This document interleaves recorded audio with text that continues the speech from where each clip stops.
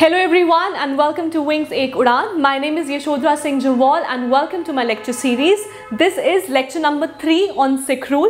जो मेरा पुराना lecture था, जो due to some concerns वो public नहीं था. We were trying कि हम वो concerns sort out कर दें, but then it would have taken a bit longer. तो हमको लगा कि why we should keep you guys waiting. So I'm recording the lecture again for you all. And this is lecture number 3 on Sikh rule. So we'll start with Sikh rule today. And हमारे description box में हमारे social media handles हैं. Do link with us to join us. And those who haven't subscribed to our channel, do subscribe to us. And don't forget to hit the bell icon ताकि हम कोई भी नई video या कोई भी नई चीज़ लेके आए तो आपको उसकी notification आ जाए. But first of all, please take a screenshot.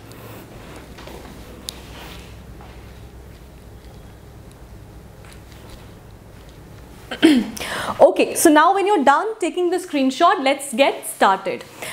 सबसे पहले आज हम बात करने वाले हैं सिख रूल की इन जम्मू एंड कश्मीर. अब before going on to Ranjit Singh, first of all थोड़ा सा हम पीछे की तरफ जाएंगे, अराउंड 1716. अब 1716 में क्या था? Sikhs were actually leaderless. कहने का मतलब ये है कि अगर आपको कोई भी एक किंगडम शुरू करना है, अगर आपको कहीं पर भी अपना राज बनाना है, इट इज़ वेरी इंपॉर्टेंट कि आपके पास एक स्ट्रॉन्ग लीडर हो ताकि आप उसकी लीडरशिप को फॉलो करके आगे बढ़ सकें, जो इधर 1760 में नहीं था. So Sikhs were actually leaderless at this time. अब लीडरलेस होने का मतलब है there is no proper guidance, कोई गाइड करने को नहीं है. सो इस टाइम पे जो सिख्स थे, मतलब जो सिख थे वो दो हिस्सों में बट गए थे. कहने का मतलब ये section of people were divided into two ideologies. And what were the two ideologies? Number 1 were the तत् Khalsas and number 2 was the Bandais. Now, Tat Khalsas were actually people who were orthodox, and Bandais were the people who were liberals. Now, Tat Khalsas were orthodox. कहने का मतलब ये orthodox meaning who were very restricted, मतलब who were not ready for a change, who did not wanted कि वो नई चीज़ को adopt करें. So they were Tat Khalsas. जबकि उसके बिल्कुल opposite were the Bandais, and Bandais were liberals. Bandais were liberals कहने का मतलब ये है who were open for a change. Fine, जो अपने आप को आगे बढ़ाना चाहते थे, चेंज के साथ जो भी नई चेंज है उसको एडॉप्ट करना चाहते थे. सो 1716 में one six were leaders. The group of people were divided into two ideologies. What were they? They were Tat Khalsas and the Bandais. Fine, अब ऐसा ही चल रहा था अनटिल एंड अनलेस इन 1784. 1784 में कपूर, सिंह, फैजलापुरिया, कपूर सिंह फैजलापुरिया, उन्होंने बोला कि no, this is not right. क्यों राइट नहीं है? बिकॉज इट इज टाइम कि हम सिख्स को इकट्ठा यूनाइट करें. मतलब दे वांटेड कि सिख्स में क्या आ जाए? यूनिटी आ जाए. दे गेट ऑल यूनाइटेड, मतलब कल्चरली, इकोनॉमिकली, पॉलिटिकली हम हर तरीके से सिख्स को यूनाइट करें. तो इन्होंने बोला कि अब जो तत् खालसास और जो बंदाइज हैं वैसा नहीं होना चाहिए. There should only be one, that is Dal Khalsa. And Khalsa is something जो हम सिखिज्म के साथ रिलेट करते हैं. फाइन, सो दे वर दल खालसास. अब उन्होंने बोला कि दल खालसास में दो तरीके की आर्मी होनी चाहिए. मतलब Dal Khalsas were further divided into two types of army. They were the army of veterans, that is Budha Dal, and उसी के बिल्कुल अलग, that is Taruna Dal, that is army of young. Fine, so Kapur Singh Faizullapuria ने बोला कि ये जो तख्त खालसा और जो बंदाइज है वैसा नहीं होना चाहिए, इट इज़ टाइम कि हम सबको यूनाइट करें, सिख्स को यूनाइट करें, और सिर्फ एक ही चीज़ होनी चाहिए, दैट इज़ दल खालसाज। और उन दल खालसाज में 2 टाइप की आर्मी होनी चाहिए। Number 1 is the Budha Dal, मतलब the army of veterans, and number 2 was Taruna Dal, मतलब the army of young. Now what are veterans? Veterans are people जो ऑलरेडी सर्विस दे चुके होते हैं अपनी, मतलब हु हैव बीन पार्ट, जो ऑलरेडी किसी जगह पे अपनी सर्विसेज प्रोवाइड कर चुके होते हैं for a long period of time, उनको हम बोलते हैं आर्मी ऑफ वेटरन्स। फाइन। और इसी दल खालसा के थे आपके रंजीत सिंह। फाइन। सो इसी दल खालसा को बिलोंग करते थे आपके रंजीत सिंह। अब एक चीज याद रखना, जो पूरे के पूरे सिख थे, they were divided into 12 missals. What is missals? Missals means provinces. Fine. So there were 12 missals. अब सबके तो नाम आपको याद ना रखने की ज़रूरत है, और इतने ज़्यादा नाम है और इतने डिफ़िकल्ट नाम है, याद भी नहीं रहता, बट देन सबके नाम याद नहीं करने। बट एक जो मिसल है जिसका आपको नाम याद रखना है, दैट इज़ शुक्र चकिया मिसल। ये बहुत इंपॉर्टेंट है। सो शुक्र चकिया मिसल इज वेरी इंपॉर्टेंट। क्यों? क्योंकि इसी के ही आपके रंजीत सिंह आएंगे। फाइन। सो इतना क्लियर हो गया। Now let's get on to this. अब सबसे पहले सिख रूल कश्मीर में कब तक रहा? JNK में, that is from 1819 to 1846। Fine. अब रंजीत सिंह, उनका जन्म कब हुआ? उनका जन्म हुआ 2 नवंबर 1780। सो नवंबर 2, 1780 में रंजीत सिंह का जन्म हुआ, एंड इनके फादर का नाम था Mahan Singh. Very important. So Ranjit Singh के फादर का नाम था महान सिंह, और जो मैं इधर आपको 12 मिसल्स में सबसे इंपॉर्टेंट शुक्र चकिया मिसल के बारे में बता रही थी, उसी के लीडर थे महान Singh. Fine. So Mahan Singh was the name of father of Ranjit Singh, और वो कौन थे? वो शुक्र चकिया मिसल के लीडर थे। But Ranjit Singh was very young, he was 12 years old जब महान सिंह की डेथ हो जाती है। और जब महान सिंह की डेथ होती है, there was lot of conspiracy कि रंजीत सिंह का भी असैसिनेशन कर दिया जाए, कि उनको भी मार दिया जाए, बट देन ऐसा हुआ नहीं, एंड रंजीत सिंह आगे चल के turned out to be a very big name in the Sikh kingdom. Fine. So Ranjit Singh was only 12 years old जब महान सिंह की डेथ हो जाती है, और जब उनकी डेथ हो जाती है तो उनकी मदर का नाम राजकौर। सो उनकी मदर जो राजकौर हैं, वो उनका पालन पोषण और उनको रेस करती हैं। फाइन। अब यहां तक चल रहा था। अब 1799, वेरी इंपॉर्टेंट, 1799 में रंजीत सिंह ने क्या किया? एक्वायर कर दिया लाहौर। अब I told you Mughals, Afghans, then again कुछ पीरियड के लिए वापस से मुगल्स, और फिर उनको हटा के वापस से अफगान्स। फाइन। तो 1799 में जब रंजीत सिंह ने लाहौर को एक्वायर किया, उस टाइम पे कौन अफगान रूलर था? It was Zaman Shah. Fine. So 1799 Ranjit Singh acquired Lahore, तभी उसको लाहौर दरबार कहते थे, right? And from who? From Zaman Shah, who was a Afghan ruler. Fine. अब 1799 में लाहौर, नॉट कश्मीर। फाइन। अब 1819 में, आगे चल के 1819 में Kashmir became the part of what?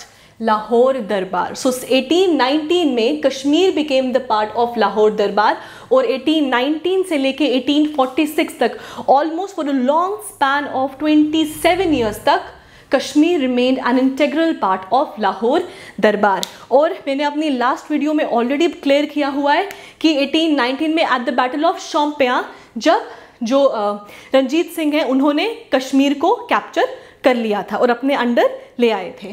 Fine.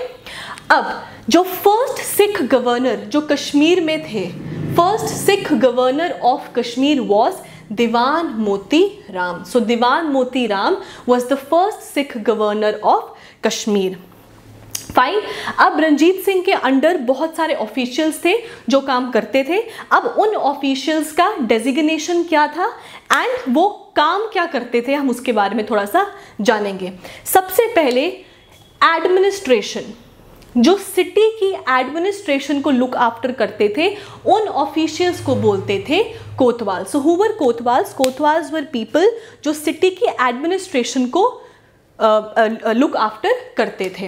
अब थानेदार, अब आप समझ सकते हो कि थानेदार एसोसिएटेड विद पुलिस, लॉ, ये सब, तो आप याद रखना वो लोग, वो ऑफिशियल्स जो सिटी में लॉ एंड ऑर्डर को मेंटेन रखते थे, they were called as thanedars. Fine. So administration in the city were kotwals and law and order को मेंटेन करने के लिए दे वर द थानेदार्स। लेकिन इन सब में जो सबसे इंपॉर्टेंट थे were the wazirs. And who were the wazirs? They were considered the most important officials, इसीलिए क्योंकि अगर कोई भी इंपॉर्टेंट चीज किंग के सामने प्रेजेंट करनी है ना, तो इट वॉज डन बाय वजीर। तो वो जो ऑफिशियल, वो जो काम करता था कोई भी इंपॉर्टेंट डॉक्यूमेंट किंग तक पहुंचाने के लिए, so that connectivity was an official called as wazir. इसीलिए wazirs were one of the most important officials. Fine. और रंजीत सिंह के टाइम में Udho, UDHO, Udho was appointed as a wazir by who? By Ranjit Singh. Fine. अब मैंने आपको लास्ट टाइम बताया था, लास्ट वीडियो में भी बताया, उससे पहले फर्स्ट वीडियो में भी बताया हुआ है कि अब इतना बड़ा एरिया होता था, किंग के लिए हर चीज को गवर्न करना बिकम्स वेरी डिफिकल्ट। तो वो क्या करते थे? King had subordinates, meaning they had governors. Like I told you, Mughals had governors, Afghans for a change had governors and deputies. Similarly, इनके अंडर भी महाराजा had governors जो काम को जो जिनमें काम बटा होता था और काम को करने में हेल्प करते थे। फाइन। तो अगर हम सिख इनकी बात करें तो इन्होंने कुछ 10 गवर्नर्स अपने अंडर अपॉइंट किए हुए थे। फाइन। और उधो कौन था? उधो वॉज द वजीर। फाइन। सो ये आपका आ गया वजीर। अब वो ऑफिशियल्स जो रिलीजियस एडवाइजर्स होते थे महाराजा के, मतलब जो रिलीजियस कामों में महाराजा को एडवाइस करते थे, दे वर कॉल्ड एज कुल पुरोहित्स। फाइन। सो कुल पुरोहित्स वर द ऑफिशियल्स जो राजा को रिलीजियस कामों में हेल्प करते थे। फाइन। इसके अलावा अब जैसे हमने एक कर दिया, उधो वॉज द वजीर and who was the first Sikh governor of Kashmir? It was Diwan Motiram, right? So it was Diwan Motiram who was the first Sikh governor of Kashmir. अब एक और सिख गवर्नर का नाम याद रखना बहुत ज़रूरी है क्योंकि उनको पॉपुलरली कर्नल के नाम से जाना जाता है। सो इट इज मियाँ Singh. So Mian Singh was the most able Sikh governor. Why? Because he was a most Sikh governor and he was popularly known as Colonel. Fine. अब 1832 में जाने से पहले 1830, अब हरमिंदर साहिब है, right? What is Harminder Sahib? Harminder Sahib जिसको बहुत लोग गोल्डन टेम्पल के नाम से जाते हैं, उसका नाम हरमिंदर साहिब भी है। फाइन। अब Harminder Sahib was not constructed by Maharaja Ranjit Singh. It was build by who? It was build by Guru Arjan Singh, Arjan Dev. So Guru Arjan Dev constructed Harminder Sahib. अब and who was Guru Arjan Dev? Guru Arjan Dev was the 5th Sikh guru. Fine. So Guru Arjan Dev was the 5th Sikh गुरु।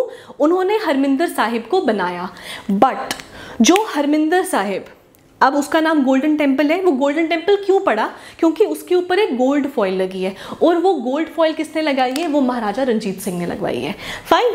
तो Harminder Sahib constructed by Guru Arjan Dev who was the 5th Sikh guru. और हरमिंदर साहिब के ऊपर जो gold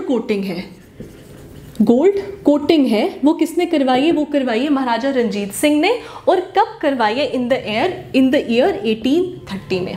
fine. तो 1830 में gold coating on Harminder Sahib, और इसीलिए हरमिंदर साहिब को पॉपुलरली गोल्डन टेम्पल के नाम से भी जाना जाता है। फाइन। अब 1830 में ये हुआ, 1830 में ये हुआ, एंड 1832 में Victor Jack mount.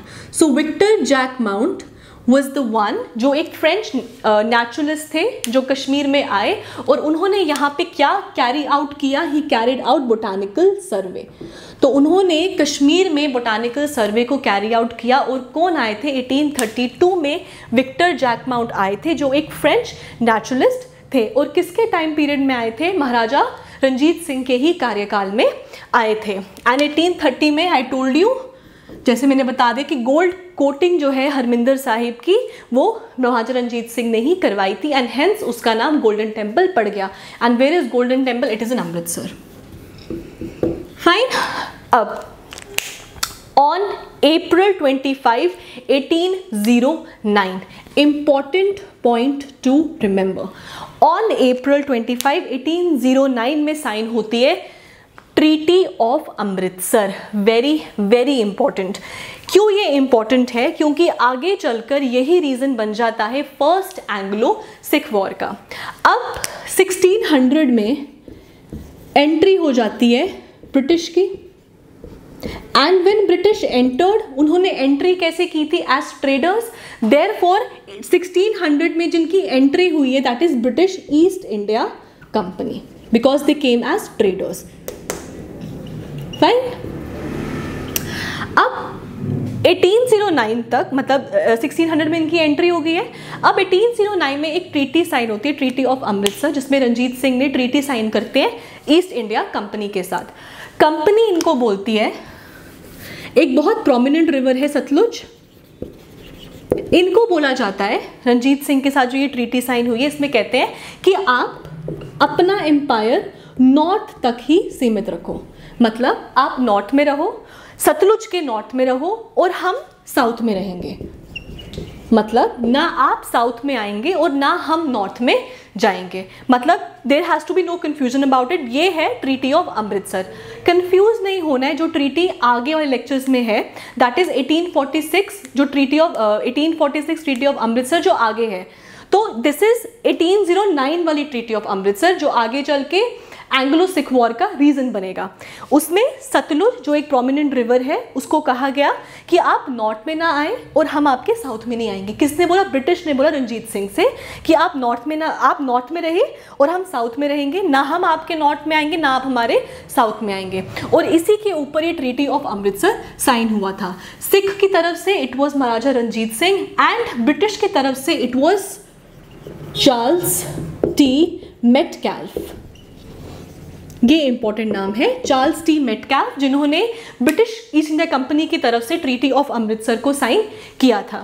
Fine. So this is April 25, 1809 treaty of Amritsar. Important point to remember and important treaty to remember. I have already said and I am saying it again also कि आपको सब dates को याद रखना ज़रूरी नहीं है कि इस डेट पे ये हो गया, इस डेट पे वो हो गया।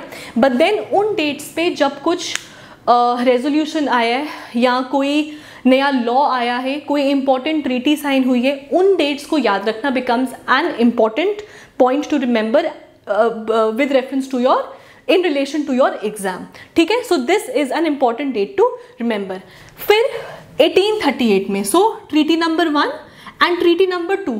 ट्रीटी नंबर 2 इज 1838 में द ट्रीटी ऑफ ट्राइपार्टाइट।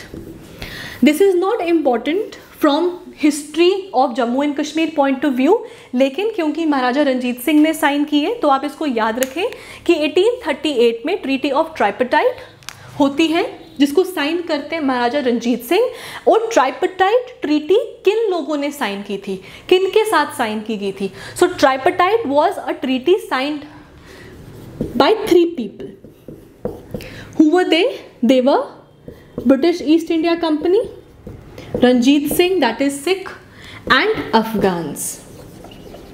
तो इन 3 लोगों के बीच में थी, इन 3 के बीच में थी आपकी ट्रीटी ऑफ ट्राइपार्टाइट जो कब साइन होती है? ये साइन होती है इन 1838 और उससे पहले 1809 में साइन होती है ट्रीटी ऑफ अमृतसर।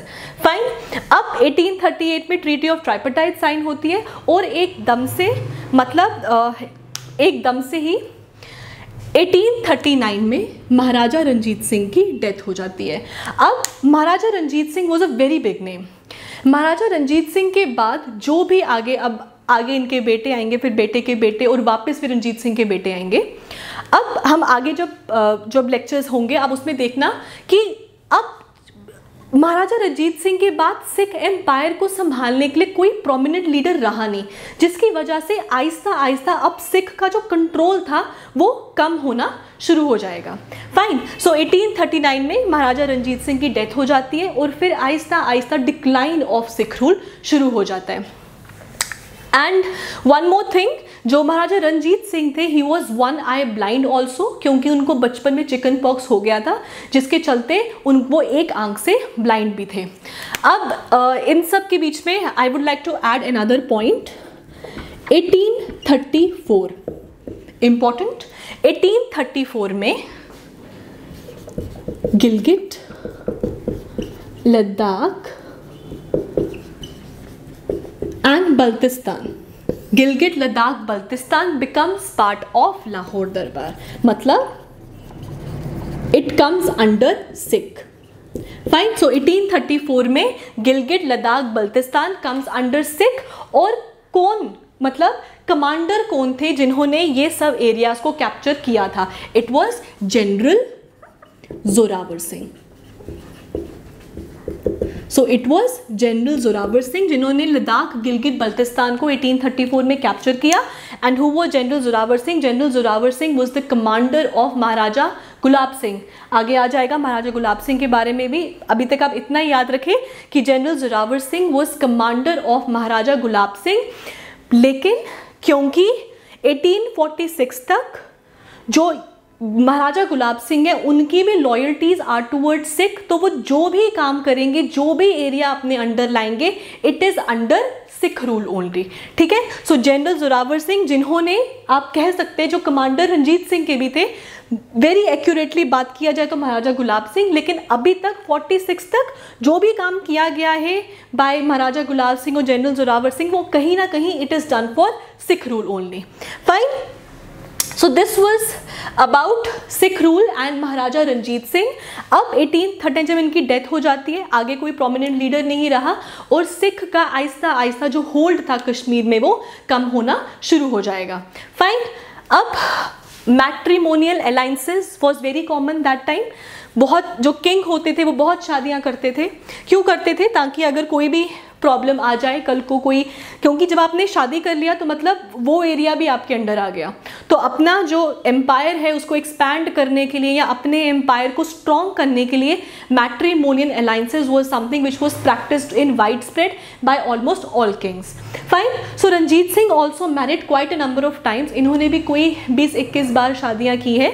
लेकिन आपको एक लास्ट स्पाउस, जो इनकी लास्ट वाइफ थी, उनका नाम याद रखना इज इंपॉर्टेंट। दैट इज रानी जिंद कौर और जिंदन कौर।